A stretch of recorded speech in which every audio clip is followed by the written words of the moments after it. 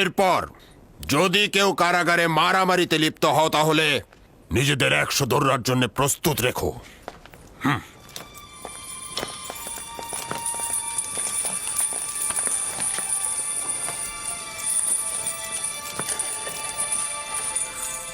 নেনিফার কোপ্তা যেহেতু এই ঝগড়া শুরু করেছে, তাই তাকে 100 দৌড়া আর ইউজারসিফকে 50 দৌড়া মারা হোক।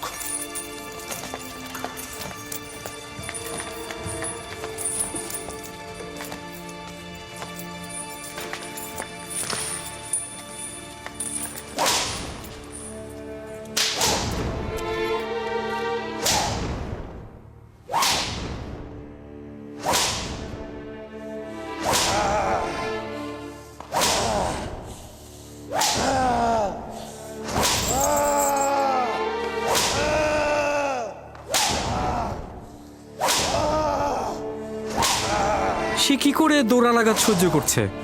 সামর্থ্যবান জওয়ান। দেখলে না নেনিফারের মতো শক্তিশালীকে কি করে কাবু করে ফেললাম। কিন্তু এটা তো ন্যায় বিচার না, তাকে শাস্তি দেওয়া তো ঠিক হলো না।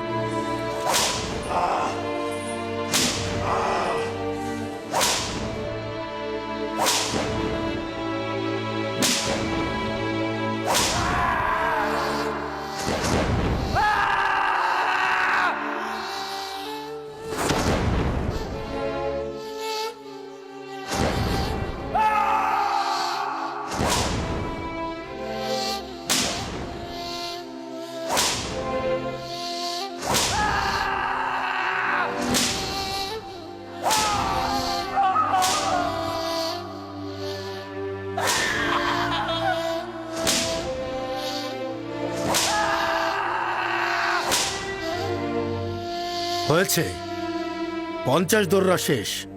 খুলে দাও এবার।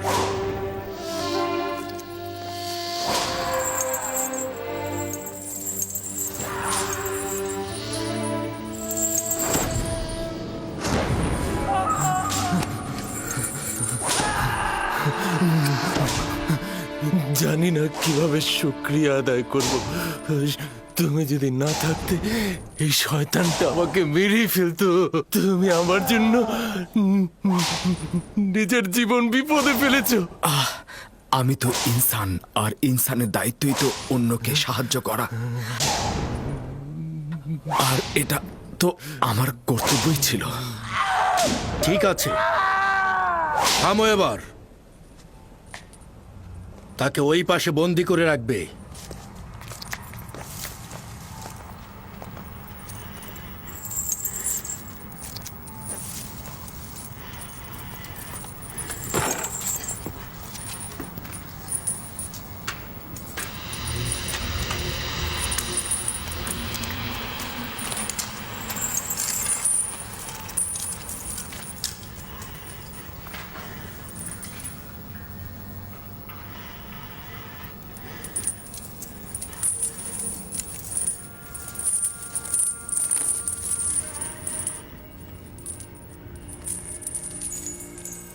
তোমার নাম কি? কি করো এখানে? কি করছো? কেন জেলখানায় এসেছো? মিশরের লোকজন আমাকে ইউজারসিফ নামেই ডাকে, আর আজ সকাল পর্যন্ত আমি জনাব পুতিফারের তত্ত্বাবধায়ক ছিলাম। আর জেলখানা বেরোনোর কারণ হলো মালিকের ফরমানের প্রতি অবাধ্য ও অনুগত্য পোষণ না করা। আর পরবর্তী সওয়ালটা যেন কি ছিল? তুমি জোয়ান বয়সে মিশরের সেনাপতি জনাব পুতিফারের সকল কাজের তত্ত্বাবধায়ক ছিলে? ইলিফার কুপ্তা সবসময় কারাবন্দীদের ওপর নিজের শ্রেষ্ঠত্ব জাহির করে। সে সবাইকে মারধর করে, জোর জবরদস্তি করে। কিদামিন বেশ কয়েকবার তাকে শাস্তি প্রদান করেছে, কিন্তু তার কোনো সংশোধন হয়নি। আজ তোমার মতো জওয়ান প্রথমবার তার দাঁত ভাঙা জবাব দিয়েছে। আমি তাকে আগে থেকে চিনতাম। পুতিফারের রাজমহলের প্রহরী ছিল সে। আশা করেছিলাম জেলখানায় গিয়ে হয়তো সে ভালো হয়ে যাবে, কিন্তু সে একজন বিজয়ী বীরের মতো কারাগারে চলে গেল। যদি অনুশোচনা না করে তাহলে কি হলো? তাড়াহুড়া করবেন না বানু, ফয়সালার জন্য এখনো সময় বাকি আছে। কয়েকদিন যাক, নিজে বুঝতে পারবে রাজমহলের স্বাধীনতা আর আরামায়েশের মূল্য কি। যেই দিন গেল মনে হলো সে একটা কারাগার থেকে মুক্তি পেয়েছে, তাকে বন্দির মতো মনে হলো না। আশা করছি এই কৌশল কাজে দেবে, না হলে কিন্তু তুমি জানো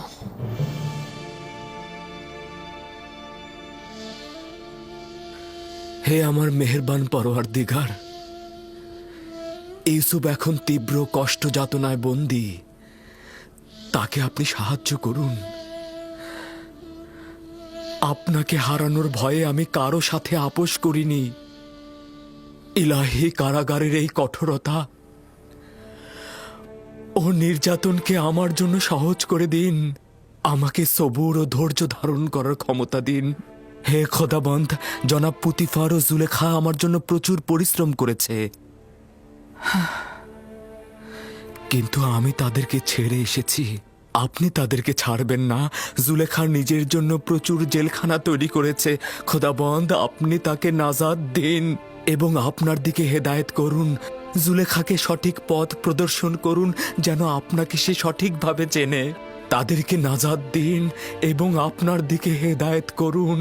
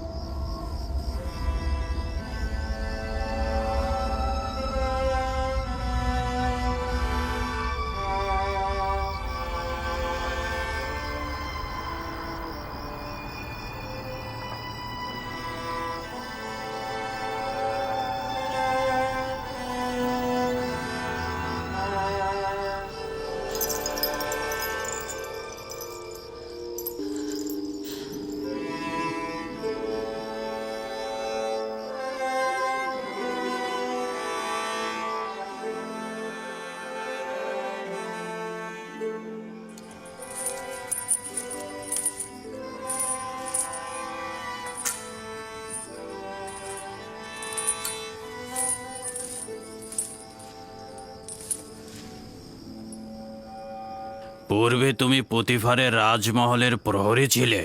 তুমি কোথা থেকে জানলে? এই জোয়ান তোমাকে চেনে। আমি কি তোমাকে চিনি? কেন নিজেকে সংশোধন করছো না? কেন ভুল ত্রুটি থেকে নিজেকে বিরত রাখছো না? বালক বয়সে আমি তোমাকে চুরির শাস্তি দিয়েছিলাম, আর জেলখানায় এসে তোমার জবরদস্তির সাক্ষী হলাম। তুমি কে? আমাকে তুমি চেনো কিভাবে? আমি সেই যে তোমাকে জেলখানায় নিক্ষেপের কারণ হয়েছিল। পুতিফারের রাজমহলের কথা মনে আছে? মনে করো।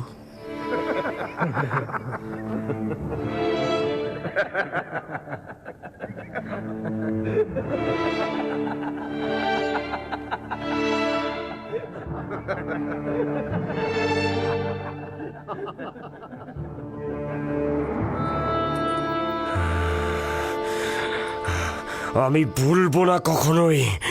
আমি প্রতিশোধ নেব। আমি তোকে ছাড়বো না, কখনোই ছাড়বো না। আমি তোমাকে ভয় পাই না। ভয় হচ্ছে একটা অবিরাম ভুল যা নিজেকে ধ্বংস করে দেয়।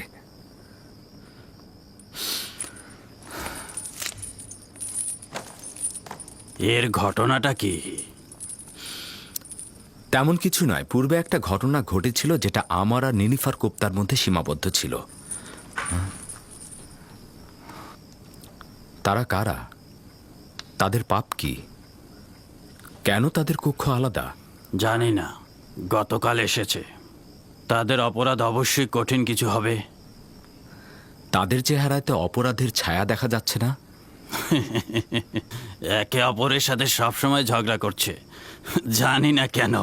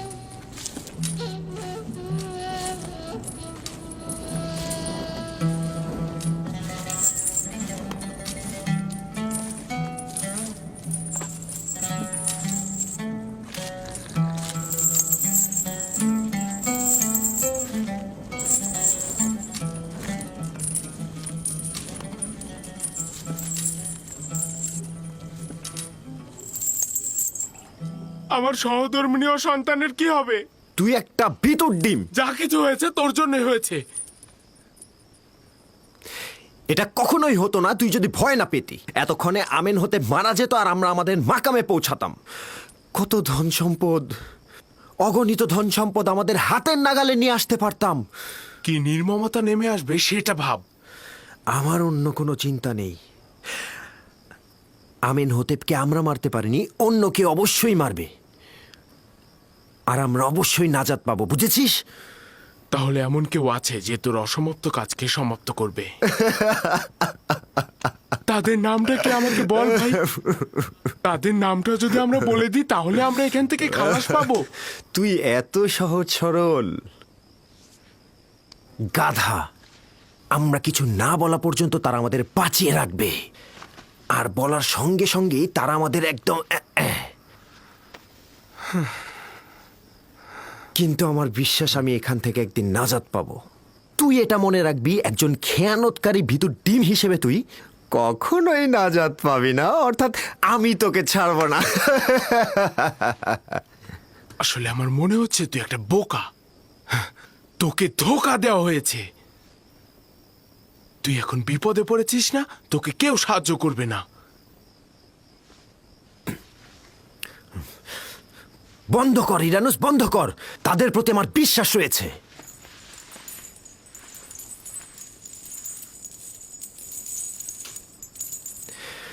চিন্তা করিস না ইরানুস, আমার বিশ্বাস তারা আমাদের অবশ্যই সাহায্য করবে। আমার বিশ্বাস রয়েছে তাদের প্রতি।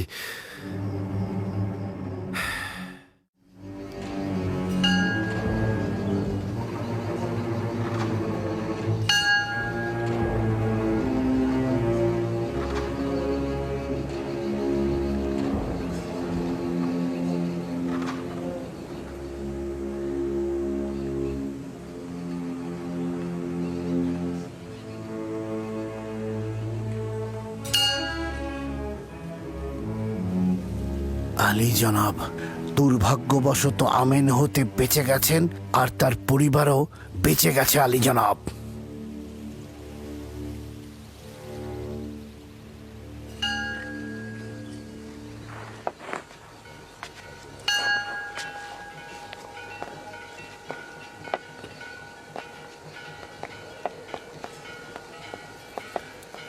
আলী জনাব, আপুপিসের কোনো খবর নেই। আমি নিশ্চিত যে আপুপিস গুম হয়ে গেছে। হ্যাঁ আলী জনাব, আপুপিস একটা বিন্দু ছিল যা মাটির নিচে ডেবে গেছে। অবশ্যই সব জায়গায় খুঁজবে। প্রথমে রাজমহলের জেলখানাগুলো খুঁজে দেখো। যদি বন্দি থাকে তবে কোনোভাবেই যেন মুখ না খোলে। হ্যাঁ, যেখানেই তাকে পাবে চিরদিনের জন্য একেবারে মুখ বন্ধ করে দেবে। আর কোনো উপায় নেই। যদি আমেন হতে কোনোভাবে বুঝতে পারে যে আমরা তার হত্যার নির্দেশদাতা, তাহলে গুরুতর বিপদ নেমে আসবে আমাদের উপর। আর একটা কথা, এখনো যেহেতু আমাদের উপর কোনো পদক্ষেপ নেওয়া হয়নি, তার মানে বুঝতে হবে আপুপিস এখনো মুখ খোলেনি। কিন্তু তার অর্থ এই নয় যে আপুপিস মুখ খুলবে না। বুঝতে পারছো তো? শেষ করে দাও। চিন্তা করবেন না আলী জনাব, মাটির নিচ থেকে আসমান পর্যন্ত সর্বত্র তন্ন তন্ন করে খুঁজে আপুপিসকে বার করে নিয়ে আসবো।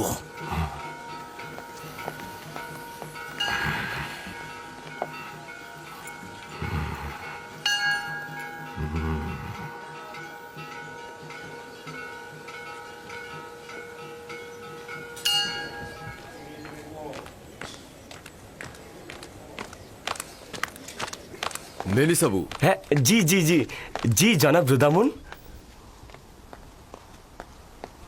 এগুলো কিছু খাবার জেলখানায় নিয়ে যাচ্ছিলাম ইউজারশিপের জন্যে। এটি আমার পক্ষ থেকে কিদামেনকে দেবে এবং আমার সালাম পৌঁছাবে। বলবে যেন ইউজারশিপকে সম্মান জানায় এবং তার কাছ থেকে জেলখানার প্রশাসনিক কার্যাবলী সম্বন্ধে অভিজ্ঞতা নিতে পারবে, কারণ সে এই বয়সেই হাকিম হিসেবে অনেক প্রসিদ্ধ। অবশ্যই অবশ্যই জনাব রুদামুন, আমি আসছি তাহলে।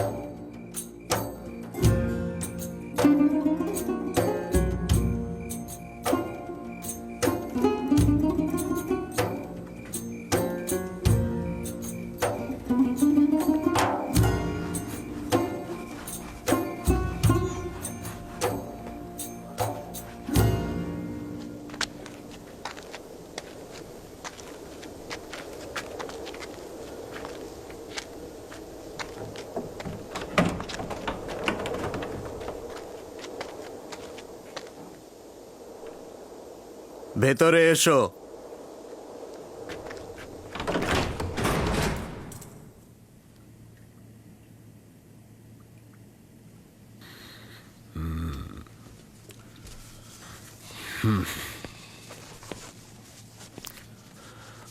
রুদামুনকে সালাম পৌঁছে দিও, কৃতজ্ঞতা জ্ঞাপন করছি। এই থলিতে কি আছে? আমি কিছুটা খাবার এনেছিলাম ইউজারসিফের জন্য। এটা জেলখানা, পুতিফারের রাজমহল বা বিশ্রামাগার নয়। তুমি কি আমাকে জেলখানা থেকে খালাস করবার জন্য এখানে এসেছো? হ্যাঁ, না, আমি নিক্ষেপের জন্য কান্না করছি। হ্যাঁ, তুমি ভুল করছো। আমার জন্য পুতিফারের রাজমহলে কারাগার ছিল। এখানে আমি খুবই ভালো আছি মেনেসাবু, খুব ভালো আছি, সত্যি বলছি। বানু জুলেখার ঘটনা কি তুমি জনাব কিদামুনকে বলেছো? না, জনাব রুদামুন আমাকে লিখেছে। উনি তোমাকে একজন বিজ্ঞ হাকিম এবং কর্মদক্ষ হিসেবেই জানে। এখন মনে হচ্ছে তোমার উপস্থিতিতে জেলখানার পরিবেশই বদলে যাবে। আমরা দুই বোকা যারা চাচ্ছিলাম আমেন হতেবকে হত্যা করব,